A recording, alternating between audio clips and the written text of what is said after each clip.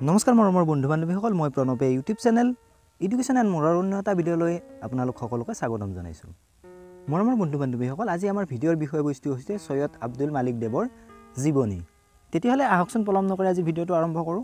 আৰু তাৰ আগতে আপোনালোকলৈ এটা অনুৰোধ, মোৰ চেনেলটো যদি ছাবস্ক্ৰাইব কৰা নাই তেতিয়াহ'লে ছাবস্ক্ৰাইব কৰি দিব আৰু কাষতে থকা বেল আইকনটো প্ৰেছ কৰি দিব, মই দিয়া এনেকুৱা ধৰণৰ তথ্যমূলক ভিডিঅ'সমূহ নিয়মিতভাৱে পাই থাকিবলৈ।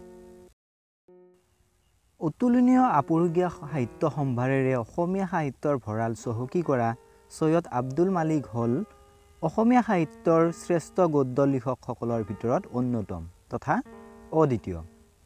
তেওঁ আছিল জীৱনজোৰা নিষ্ঠাবান সাহিত্যৰ সাধক আৰু শিক্ষাবিদ। সুধাকণ্ঠ ভূপেন হাজৰিকাই সৈয়দ আব্দুল মালিকক অসমীয়া সাহিত্যৰ মালিক বুলি অভিহিত কৰিছিল।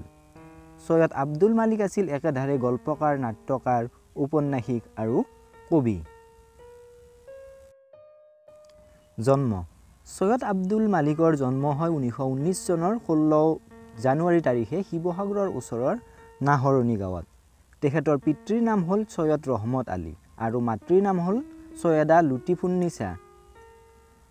খাজা মুইনুদ্দিন চিস্তিৰ হজৰত শংকৰ পীৰ তেওঁলোক পূৰ্বপুৰুষ। শিক্ষা: 33 নং নাহৰণি নিম্ন বুনিয়াদী বিদ্যালয়ত আনুষ্ঠানিক শিক্ষা লাভ কৰা সৈয়দ আব্দুল মালিকে প্ৰাথমিক বৃত্তি লাভ কৰাৰ পিছত দেৰগাঁও মজলীয়া বিদ্যালয়ত নামভৰ্তি কৰে। ইয়াৰ পৰৱৰ্তী সময়ত যোৰহাট চৰকাৰী হাইস্কুলৰ পৰা 1937 চনত ফাৰ্চীত লেটাৰসহ প্ৰৱেশিকা পৰীক্ষাত উত্তীৰ্ণ হৈ যোৰহাট কলেজত নামভৰ্তি কৰে। যোৰহাট কলেজৰ পৰাই 1939 চনত IA পৰীক্ষাত উত্তীৰ্ণ হয়। IA পৰীক্ষাত সুখ্যাতিৰে উত্তীৰ্ণ হোৱাৰ পিছত কটন কলেজত নামভৰ্তি কৰে সৈয়দ আব্দুল মালিকে। কটন কলেজৰ পৰাই 1941 চনত ইংৰাজীত অনাৰ্ছসহ স্নাতক ডিগ্ৰী লাভ কৰে। স্নাতক ডিগ্ৰী লাভ কৰাৰ পিছত গুৱাহাটী বিশ্ববিদ্যালয়ৰ পৰা স্নাতকোত্তৰ ডিগ্ৰী লাভ কৰে 1951 চনত। কৰ্মজীৱন: আবকাৰী বিভাগত ছাব ইন্সপেক্টৰ হিচাপে 1942 চনত কৰ্মজীৱন আৰম্ভ কৰিছিল সৈয়দ আব্দুল মালিকে। সৈন্য বাহিনীতো কিছুদিন কাম কৰা মালিকে পৰৱৰ্তী সময়ত পাৰ্চী ভাষাৰ প্ৰবক্তা হিচাপে 1946 চনত যোৰহাট মহাবিদ্যালয়তো কাৰ্যনিৰ্বাহ কৰিছিল। ইয়াৰ উপৰিও তেওঁ অনাতাঁৰ কেন্দ্ৰৰ প্ৰগ্ৰেম এছিষ্টেণ্ট হিচাপেও কাৰ্যনিৰ্বাহ কৰিছিল। সৈয়দ আব্দুল মালিকে গোলাঘাটৰ ঢেকিয়াল হাইস্কুল আৰু কোৰালগুৰি হাইস্কুলত শিক্ষক হিচাপে কাৰ্যনিৰ্বাহ কৰিছিল। ইয়াৰ পৰৱৰ্তী সময়ত 1951 চনত যোৰহাট জগন্নাথ বৰুৱা মহাবিদ্যালয়ত প্ৰবক্তা হিচাপে যোগদান কৰি এই মহাবিদ্যালয়ৰ পৰা 1976 চনত অৱসৰ গ্ৰহণ কৰে। সাহিত্যৰাজি: অসমীয়া সাহিত্যৰ মুকুটবিহীন সম্ৰাট বুলি অভিহিত কৰা সৈয়দ আব্দুল মালিকে স্কুলীয়া ছাত্ৰ অৱস্থাতে সাহিত্য চৰ্চা কৰিছিল। শৈশৱতে কবিতা ৰচনা কৰা মালিকৰ প্ৰথম কবিতা প্ৰকাশিত হৈছিল 1937 চনত যোৰহাট চৰকাৰী হাইস্কুলৰ আলোচনী জেউতিত। ইয়াৰ পৰৱৰ্তী সময়ত তেওঁৰ 5খন কবিতা সংকলন প্ৰকাশ হৈছিল। সৈয়দ আব্দুল মালিকৰ প্ৰকাশিত প্ৰথমখন কাব্য সংকলন হ'ল 1948 চনত প্ৰকাশিত বেদুইন। ইয়াৰ উপৰিও তেখেতে আন কাব্য সংকলনসমূহ হ'ল 1967 চনৰ প্ৰকাশিত স্বাক্ষৰ, পোৰা গাঁৱৰ পহিলা বহাগ, আৱৰ্ত আৰু স্বপ্ন দুস্বপ্ন। তেওঁৰ দ্বাৰা ৰচিত চুটিগল্পসমূহ: উল্লেখ্য যে প্ৰায় 2000তকৈও অধিক চুটিগল্প ৰচনা কৰা সৈয়দ আব্দুল মালিক চুটিগল্প ৰচনা কৰাৰ ক্ষেত্ৰত ৰুছ দেশৰ এণ্টন চেকভ আৰু ফৰাচী দেশৰ গ্ৰীড মুপাছাৰ দ্বাৰা বিশেষভাৱে প্ৰভাৱিত হৈছিল। তেখেতৰ কেইখনমান উল্লেখযোগ্য চুটিগল্পৰ সংকলন হৈছে পৰশমণি, ৰঙাগৰা, মৰহা পাপৰি, শিখৰে শিখৰে, অন্ধকূপ, এজনী নতুন ছোৱালী, শিল আৰু শিখা, অস্থায়ী অন্তৰা, বহুত বেদনা এটোপাল চকুলো, প্ৰাণাধিকা, 6 নম্বৰৰ উত্তৰ আদি। তেওঁৰ দ্বাৰা ৰচিত উপন্যাসসমূহ প্ৰায় ৭২খনমান উপন্যাস ৰচনা কৰি আধুনিক অসমীয়া গদ্য সাহিত্যৰ ক্ষেত্ৰখনত সৰ্বাধিক উপন্যাস ৰচনা কৰা ব্যক্তি হিচাপে পৰিগণিত হোৱা লোকজনেই হৈছে সৈয়দ আব্দুল মালিক।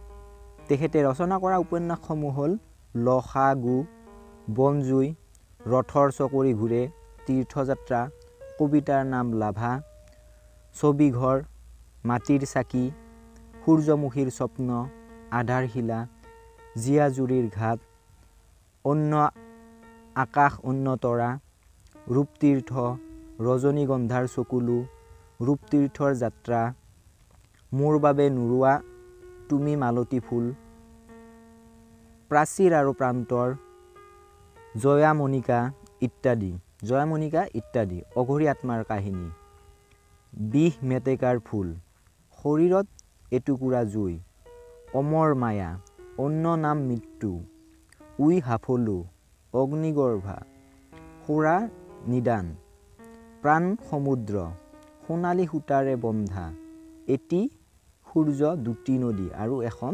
মৰুভূমি, সিপাৰে প্ৰাণ সমুদ্ৰ, পহুমৰা হাবিৰ বাট, মন জেতুকাৰ পাত, জেতুকা পাতৰ দৰে, নীল বিৰিণা সাগৰী, একা বেকা বৃত্ত, ডক্টৰ অৰুণাভৰ সম্পূৰ্ণ জীৱনী, অন্ধকূপ, আৱৰ্ত, ৰূপাবৰীৰ পলস, ফাগুনৰ শেষ হাঁহি, স্বপ্নভংগ, মৌ ডিমৰুৰ কোহ, কেৱল প্ৰেমেই যদি, নিসংগ মৌপিয়াৰ গীত, এটা ধূমকেতুৰ সৰসজ্জা, গাঁথনিৰ তেজৰ কৰাল, ছাতি নক্ষত্ৰৰ ভস্ম, কুমেৰু সুমেৰু আৰু এটা বাঁহী, ভূমিচম্পাৰ কপালৰ সেন্দুৰৰ ফুট, ধন্য নৰুতনু ভাল, অন্য যুগ ভিন্ন তীৰ্থ, উভতি অহাৰ গান, বন্দৰ, কামিজ, বেলুন, মনুষ্যত্বৰ মৰিশালী, ফুলনি বাৰীত বজ্ৰপাত, মুনি চুনিৰ চমকা, মই মৰিনো নাযাওঁ কিয়, আপোন আপোন স্বৰ্গ, নিজৰাৰ বুকুত জ্বলা জুইৰ শিখা, প্ৰেম অমৃতৰ নদী, কণ্ঠহাৰা ইত্যাদি। তেওঁৰ দ্বাৰা ৰচিত মঞ্চ আৰু অনাদাৰ নাটক ৰাজদ্ৰোহী, মকৰা জাল, অন্ধকূপ, শকুন্তলা, আধা অঁকা ছবি, জোৱাৰৰ ঢৌ কাঠফুলা, অন্য এজনী শকুন্তলা, অমৰ মায়া, দূৰৰ দেৱতা, ঘড়ীটো, অ মোৰ আপোনাৰ দেশ ইত্যাদি। জীৱনীমূলক গ্ৰন্থৰ ভিতৰত সৈয়দ আব্দুল মালিকৰ উল্লেখযোগ্য গ্ৰন্থ হ'ল হজৰত মহম্মদৰ জীৱন কাহিনী, মোৰ জীৱনৰ নহলবোৰ শীৰ্ষক আত্মজীৱনীমূলক গ্ৰন্থৰ মাজেৰে বহুখিনি প্ৰতিভাৰ অধিকাৰী সৈয়দ আব্দুল মালিকে ব্যক্তিগত জীৱনৰ ঘাত প্ৰতিঘাত, সমস্যা সংঘাত, প্ৰত্যাহ্বানসমূহক প্ৰতিফলিত কৰিছে। তেওঁৰ এখন উল্লেখযোগ্য গৱেষণামূলক গ্ৰন্থ জিকিৰ আৰু জাৰিৰ মাজত। সৈয়দ আব্দুল মালিক দেৱৰ শিশু সাহিত্য, কোৰাণ শ্বৰীফৰ সাধুকথা, নানান ফুলৰ কৰণী, এখন সোণালী দুৱাৰ, মুকলি মনৰ সাধু, আগলৈ পিছলৈ, ওপৰলৈ তললৈ। সৈয়দ আব্দুল মালিক দেৱৰ গীত সংগ্ৰহ, তোমাৰ কথা মোৰ কথা। তেওঁৰ দ্বাৰা ৰচিত অন্যান্য ৰচনাসমূহ হ'ল, উপৰোক্ত ৰচনাসমূহৰ উপৰিও সৈয়দ আব্দুল মালিকে 2খন হাস্যব্যংগমূলক গ্ৰন্থ, 3খন ভ্ৰমণ কাহিনী, 9খন গৱেষণামূলক গ্ৰন্থ, 3খন আত্মজীৱনী, 5খন শিশু গ্ৰন্থ ৰচনা কৰি অসমীয়া সাহিত্যৰ ভঁৰাল চহকী কৰি থৈ গৈছে।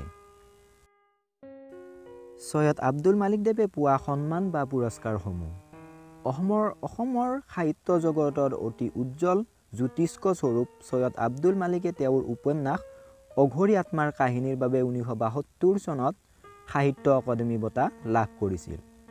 অসমীয়া সাহিত্য জগতলৈ উল্লেখনীয় বৰঙণি আগবঢ়োৱা আব্দুল মালিকক ভাৰত চৰকাৰে 1984 চনত পদ্মশ্ৰী সন্মানেৰে বিভূষিত কৰাৰ লগতে 1992 চনত ভাৰত চৰকাৰৰ পদ্মভূষণ সন্মানেৰে বিভূষিত কৰিছিল। ডিব্ৰুগড় বিশ্ববিদ্যালয়ে 1989 চনত ডি লিট উপাধি প্ৰদান কৰিছিল সৈয়দ আব্দুল মালিকক। 1992 চনত অসম উপত্যকা সাহিত্য বঁটা লাভ কৰিছিল আব্দুল মালিক দেৱে। মৃত্যু 2000 চনৰ 19 ডিচেম্বৰ তাৰিখে যোৰহাটৰ নিজা বাসভৱনত সৈয়দ আব্দুল মালিক দেৱৰ পৰলোক প্ৰাপ্তি হয়। সামৰণি। মালিকে অসমীয়া ভাষা সাহিত্যৰ প্ৰতি থকা তেওঁৰ সীমাহীন প্ৰীতি আৰু শ্ৰদ্ধা প্ৰকাশ কৰিছে এইদৰে। অসমীয়া ভাষা মোৰ, কথা মোৰ, গীত মোৰ। অসমৰ প্ৰকৃতিয়ে ৰচা বিহগ কিন্নৰ য'ত শুনিলে নীৰৱ হয় অসমীয়া গীত মোৰ হৃদয়ৰ উপচা। মালিকৰ সাহিত্যই বিশ্ব প্ৰসাৰতা লভক, তাকেই আমি কামনা কৰিলোঁ। মৰমৰ বন্ধু বান্ধৱীসকল, আশা কৰোঁ এই ভিডিঅ'টোৱে আপোনালোকক অকণমান হ'লেও উপকৃত কৰিব পাৰিছে। যদিহে উপকৃত কৰিব পাৰিছে তেতিয়াহ'লে ভিডিঅ'টোত এটা লাইক কৰি দিব, বন্ধুবৰ্গৰ মাজত শ্বেয়াৰ কৰিব। কি বিষয়ৰ ওপৰত ভিডিঅ' প্ৰস্তুত কৰাটো বিচাৰে কমেণ্ট কৰি জনাবলৈ নাপাহৰিব। এনেকুৱা ধৰণৰ ভিডিঅ'সমূহ নিয়মিতভাৱে পাই থাকিবলৈ চেনেলটো ছাবস্ক্ৰাইব কৰি ৰাখিব। ভিডিঅ'টো শেষলৈ চোৱাৰ বাবে ধন্যবাদ।